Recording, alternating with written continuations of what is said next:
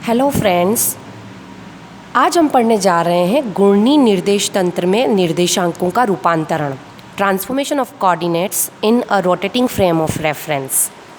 सबसे पहले हम ये समझ लें कि ये जो रोटेटिंग फ्रेम है ये क्या होती है। तो उसके लिए हम दो फ्रेम ऑफ रेफरेंसेस की बात करेंगे। एक होती है इनर्शियल फ्रेम ऑफ रेफरेंस यानी कि जड़त्वीय निर्देश तंत्र, और दूसरा होता है non inertial frame of reference यानी कि अजड़त्वीय निर्देश तंत्र। जड़त्वीय निर्देश तंत्र की बात करें तो नाम बता रहा है जिसमें जड़त्व के नियम का पालन होता है। ऐसी फ्रेम जिसमें लॉ ऑफ इनर्शिया फॉलो होता है, और ऐसी फ्रेम जिसमें लॉ ऑफ इनर्शिया फॉलो नहीं होता है वो होती है non inertial frame of reference या अजड़त्वीय निर्देश तंत्र। यानी कि जड़त्वीय निर्देश तंत्र में जो ऑब्जेक्ट होता है वो एक्सेलरेट नहीं होता है, उसकी अत्वरित गति होती है, जबकि नॉन इनर्शियल फ्रेम के अंदर ऑब्जेक्ट जो है वो कंटिन्यूअस एक्सेलरेट होता है, यानी कि उसमें त्वरण उत्पन्न होता है। इसका हम बेस्ट एग्जांपल ले सकते हैं, वो है हमारी पृथ्वी, अर्थ, जो कि सदैव अपने एक एक्सिस के चारों तरफ घूमती रहती है। और अगर इस स्थिति में अपन कोई भी एक ऐसा निर्देश तंत्र ले लें, यानी कि फ्रेम ऑफ रेफरेंस ले लें जो उसके साथ कनेक्टेड है, जुड़ा हुआ है, तो वह भी घूमेगा। यानी कि कोई भी निर्देश तंत्र, कोई भी फ्रेम ऑफ रेफरेंस जो अर्थ के साथ कनेक्टेड है वो घूर्णी निर्देश तंत्र कहलाता है। तो चलिए हम टॉपिक स्टार्ट करते हैं, transformation of coordinates in a rotating frame of reference. इस डायग्राम के अंदर मैंने दो फ्रेम्स बनाई है। एक फ्रेम एस है, यानी कि उसके कोऑर्डिनेट्स हैं XI, YI एंड ZI, और दूसरी फ्रेम है, ये जो डॉटेड लाइन से बनाई हुई है, ये है XR, YR एंड ZR। अब यहाँ पर आप देख सकते हैं कि किसी समय t पर ये दोनों फ्रेम जो हैं S और S डैश इस पॉइंट O पर एक दूसरे को ओवरलैप करती है, यानी संपातित होती है। इनका कॉमन ओरिजिन है ये O। अब ये भी मान लेते हैं कि ये S और S डैश फ्रेम जो है वो Z, उनका जो Z एक्सिस है वो स्थिर है, यानी कांस्टेंट है, वो मूवमेंट नहीं कर रहा है, सिर्फ X और Y एक्सिस जो है वो मूवमेंट कर रहा है। S जो है वो एक इनर्शियल फ्रेम है, और क्योंकि S डैश फ्रेम रोटेट हो रही है, कोई भी रोटेटिंग फ्रेम होगी तो वो क्या होगी, नॉन इनर्शियल होगी, यानी कि S डैश फ्रेम जो रोटेट हो रही है वो नॉन इनर्शियल फ्रेम है। अब बात करते हैं कि एक पॉइंट की, ये एक पॉइंट P हमने इस फ्रेम में ले लिया है, जिसके कोऑर्डिनेट्स अगर हम I for inertia, R for rotating, यानी कि ये वाली जो है जड़त्वीय फ्रेम है, ये अजड़त्वीय फ्रेम है। अब ये पॉइंट P जो है उसके कोऑर्डिनेट्स XI, YI, ZI ले लेते हैं जैसा कि हमने बना रखे हैं, और रोटेटिंग फ्रेम के अंदर इसके कोऑर्डिनेट्स XR, YR, ZR, यानी कि ये जो कोऑर्डिनेट्स हैं वो S फ्रेम के लिए हो जाएंगे, और ये जो कोऑर्डिनेट्स हैं वो S डैश फ्रेम के लिए हो जाएंगे। अब यहाँ पर हम इस डायग्राम को कंसीडर करते हैं, और यहाँ से हम XI और XR के बीच में कुछ रिलेशंस को निकालते हैं, वही हमारी ट्रांसफॉर्मेशन इक्वेशंस होंगी। अब देखिए इस डायग्राम के अंदर यहाँ पर सपोज़ करो हम एक P से परपेंडिकुलर ड्रॉ कर रहे हैं, PM, और एक परपेंडिकुलर हम इधर भी डाल सकते हैं, उधर हम इसको कह देते हैं सपोज़ PR। इस तरह से दो परपेंडिकुलर ड्रॉ किए हैं। यहाँ पर एक बात ध्यान रखने वाली है कि ये जो पूरी फ्रेम है वो ओमेगा एंगुलर वेलोसिटी से रोटेट हो रही है, कोणीय वेग ओमेगा से रोटेट हो रही है, किसके, Z अक्ष के सापेक्ष, है ना। ये Z अक्ष कांस्टेंट है, तो इसके सापेक्ष ये ओमेगा कोणीय वेग से रोटेट हो रही है।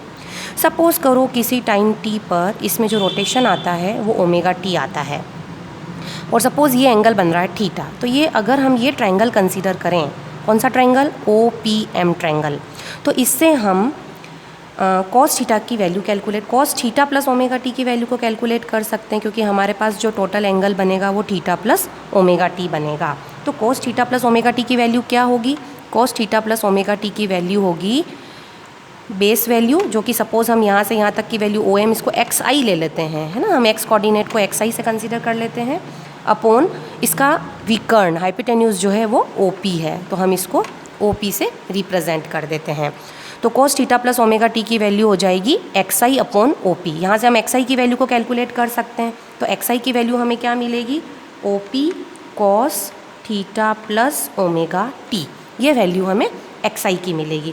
अब यहाँ पर हम cos A प्लस B वाला फॉर्मूला लगा देते हैं। cos A प्लस B का फॉर्मूला क्या होगा, cos theta cos omega T minus sign theta sine omega T. ये फॉर्मूला लग गया। OP को हम दोनों तरफ मल्टीप्लाई कर देते हैं, तो OP cos theta cos omega T minus OP sine theta sine omega T. अब यहाँ पर हमें कुछ वैल्यूज़ माननी पड़ेंगी। Let X R is equals to OP cos theta, यानी कि जो ये OP कॉस थीटा वाली टर्म आ रही है इतनी, इसको हम एक्स आर से रिप्रेजेंट कर लें। और ऐसे ही Y R is equals to OP sine theta, यानी कि ये जो वैल्यू आ रही है इसको हम वाई आर से रिप्रेजेंट कर लेते हैं। तो हमारी इक्वेशन क्या बन जाएगी? हमारी इक्वेशन बन जाएगी X I is equals to, यहाँ पर हम एक्स आर लिख दें, X R cos omega T minus यहाँ पर हम लिख देंगे Y R sine omega T. क्यों? क्योंकि OP साइन थीटा की वैल्यू वाई आर लिख दी है। तो ये हमें एक इक्वेशन मिलेगी, let it be equation number 1। अब इसी तरीके से हम दूसरा ट्रायंगल कंसीडर, मतलब इसी का हमने कॉस थीटा निकाला था, cos theta plus omega T निकाला था। अब इसी ट्रायंगल के लिए अगर हम sign theta plus omega T की वैल्यू निकालेंगे तो क्या आएगा? Sign theta plus omega T की जो वैल्यू आएगी उसमें यहाँ पर चेंज आ जाएगा, परपेंडिकुलर ये वाली वैल्यू आ जाएगी। यानी कि इसको हम सपोज़ यहाँ से यहाँ तक की जो वैल्यू है इसको वाई आई से ले लें, तो sign theta plus omega T की वैल्यू क्या हो जाएगी? Sign theta plus omega T की वैल्यू हो जाएगी वाई आई अपॉन OP के बराबर। और अब हम निकाल सकते हैं वाई आई की वैल्यू, तो वाई आई की वैल्यू हो जाएगी हमारे पास में Y I is equals to OP sine theta plus omega T. Now इसको भी हम खोल देते हैं साइन A प्लस B वाले रिलेशन से। OP sine theta cos omega T, OP sine theta cos omega T plus OP cos theta sine omega T. यहाँ पर भी यही OP साइन थीटा जो हमने ऊपर क्या माना था, OP साइन थीटा को देखिए आप वाई आर माना था, और OP कॉस थीटा को हमने एक्स आर माना था। तो यहाँ पर भी हम वही वैल्यूज़ प्लेस कर देते हैं, तो हमें मिलेगा Y R cos omega T plus X R sine omega T. ये हमारा इक्वेशन नंबर 2 हो जाएगा। लेकिन अगर आप इस फ्रेम को देखें तो क्योंकि Z जो है हमारा रोटेट ही नहीं हो रहा है, क्योंकि इसमें आप देख सकते हैं कोई भी टाइम के साथ में कोई भी एंगल नहीं फॉर्म हो रहा है, यानी ZI और ZR दोनों इक्वल होंगे। यानी कि हम लास्ट में कह सकते हैं ZI is equals to ZR, यानी कि Z एक्सिस जो है वो कांस्टेंट है, वो रोटेट नहीं हो रहा है, तो उसके कोऑर्डिनेट्स भी चेंज नहीं होंगे। दोनों फ्रेम ऑफ रेफरेंस के अंदर उसके कोऑर्डिनेट्स सेम रहेंगे। इसको हम ले लेते हैं इक्वेशन नंबर 3। तो आप देख सकते हैं कि हमने 3 इक्वेशन यहाँ पर लिखी है, equation number 1, equation number 2 and equation number 3। First equation जो इनर्शियल फ्रेम और रोटेटिंग फ्रेम के बीच में रिलेशन बता रही है। सेकेंड इक्वेशन यह भी इनर्शियल फ्रेम, क्योंकि ये वाई आई के लिए है, तो इनर्शियल फ्रेम और रोटेटिंग फ्रेम के बीच में इक्वेशन को बता रही है। और थर्ड इक्वेशन भी इनर्शियल फ्रेम और रोटेटिंग फ्रेम के बीच में रिलेशन बता रही है, लेकिन यहाँ पर कोई चेंज नहीं होगा क्योंकि ये कांस्टेंट है, रोटेट नहीं हो रही है। तो इन्हें कहते हैं ट्रांसफॉर्मेशन इक्वेशन। यहाँ पर हम एक इन्वर्स ट्रांसफॉर्मेशन इक्वेशन को भी लिख सकते हैं। इन्वर्स ट्रांसफॉर्मेशन इक्वेशन का मतलब है कि हम एक्स आर इस तरफ लें और एक्स आई के लिए रिलेशन निकालें, मतलब एक्स आर के लिए एक्स आई की टर्म में रिलेशन निकालें। तो वो कैसे निकालेंगे? हम डायरेक्ट इन 1, 2 और 3 इक्वेशन से लिख सकते हैं, और वो इस प्रकार से लिख सकते हैं।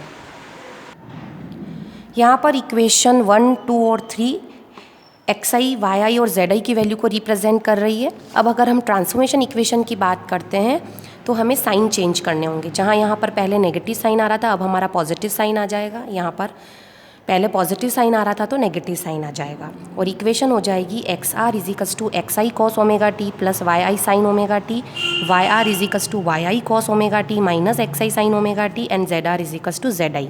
ये जो इक्वेशन 4, 5 एंड 6 हैं, they are known as transformation equation. तो इस तरीके से हम किसी भी जो रोटेटिंग फ्रेम होती है उसके अंदर ट्रांसफॉर्मेशन इक्वेशन यानी कि रूपांतरण समीकरणों को निकाल सकते हैं।